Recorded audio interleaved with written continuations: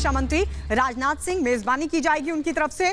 Arrow India show का आज दूसरा दिन है। कल पहला दिन था और आज दूसरा दिन। दूसरे दिन बैठक होनी है, बहुत महत्वपूर्ण बैठक। रक्षा मंत्री राजनाथ सिंह मेजबानी करेंगे। रक्षा मंत्रियों का यह सम्मेलन होगा जिसकी मेजबानी रक्षा मंत्री राजनाथ सिंह करने वाले हैं। बैठक में मित्र देशों के रक्षा मंत्री हिस्सा लेंगे और इस बैठक की मेजबानी करेंगे देश के रक्षा मंत्री Rajnath Singh. Air India show का आज दूसरा दिन और दूसरा दिन बेहद महत्वपूर्ण। ये दो तस्वीरें हम आपको दिखा रहे हैं।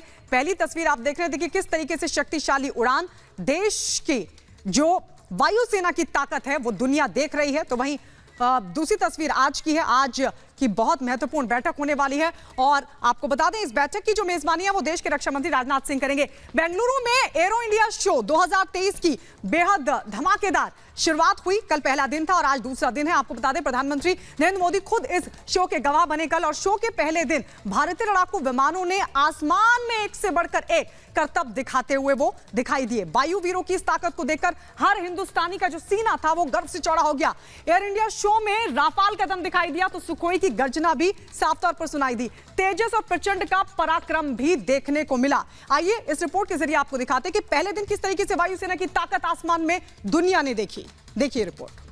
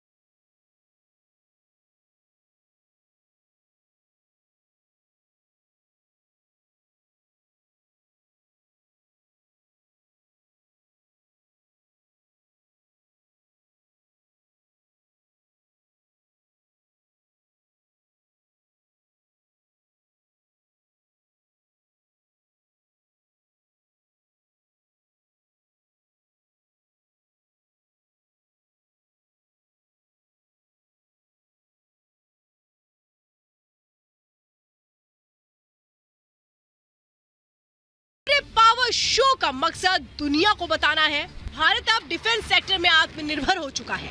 भारत का अब डिफेंस सेक्टर में कोई सानी नहीं है, कोई मुकाबला नहीं है।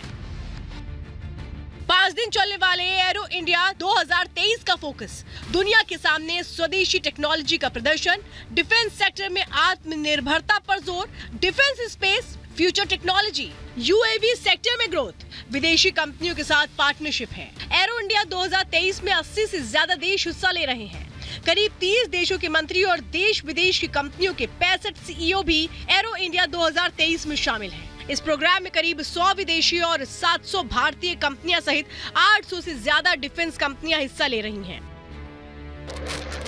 आसमान में लड़ाकू विमानों और हेलीकॉप्टर्स का ये नजारा अद्भुत था।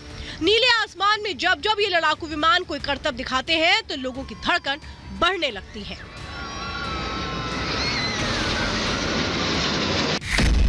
वायुसेना की ताकत देख दुनिया हैरान।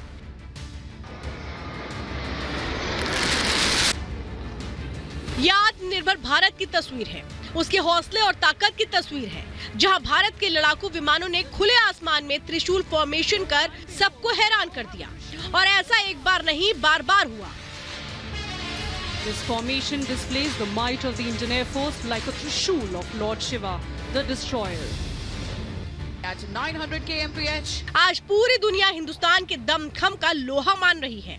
आसमान में वायु वीरों के हौसले की तारीफ हो रही है।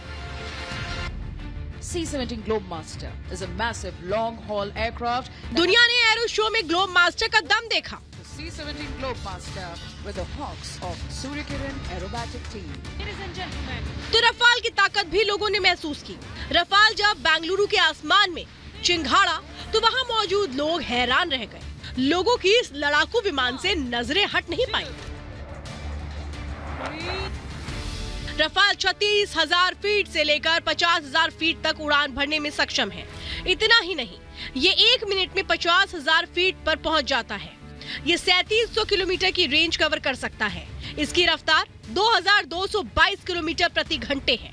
1312 फीट के बेहद छोटे रनवे से ये उड़ान भरने में सक्षम है। 15,590 गैलन ईंधन ले जाने की क्षमता रखता है। हवा से हवा में मारक मिसाइलें ले जाने में सक्षम है। एक बार में राफेल 2000 समुद्री मील तक उड़ सकता है। रफाल ही नहीं, सुखोई ने भी बेंगलुरु के आसमान को कलाबाजियों से अपना मुरीद बना दिया। दुश्मनों के हौसले उड़ाने वाली सुखोई ने जब आसमान में कलाबाजियां दिखाई तो देखने वालों की धड़कनें तेज हो गईं। सुखोई ने एक के बाद एक कई हैरत अंगेज करतब दिखाए। खुद प्रधानमंत्री मोदी सुखोई के इन करतबों से नजर नहीं हटा सके और उसके हर करतब पर ताली बजाते नजर आए।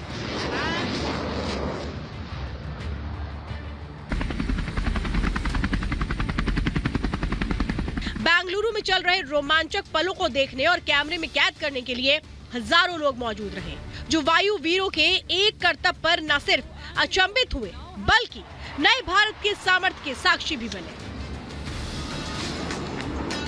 Bureau report, Republic Bharat.